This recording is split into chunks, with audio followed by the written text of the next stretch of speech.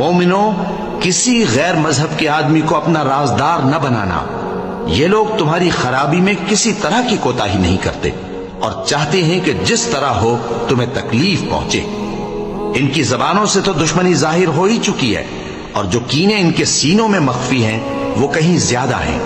اگر تم عقل رکھتے ہو تو ہم نے تم کو اپنی آیتیں کھول کھول کر سنا دی ہیں۔ دیکھو، تم ایسے صاف دل لوگ ہو کہ ان لوگوں سے دوستی رکھتے ہو، حالانکہ یہ تم سے دوستی نہیں رکھتے، اور تم سب کتابوں پر ایمان رکھتے ہو اور یہ تمہاری کتاب کو نہیں مانتے۔ اور جب تم سے ملتے ہیں تو کہتے ہیں ہم ایمان لے آئے ہیں، اور جب تنہا ہوتے ہیں تو تم پر غصے کے سبب انگلیاں کاٹ کاٹ کھاتی ہیں۔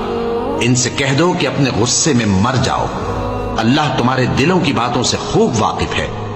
اگر تمہیں آسودگی حاصل ہو تو ان کو بری لگتی ہے، اور اگر تمہیں رنج پہنچے تو خوش ہوتی ہے۔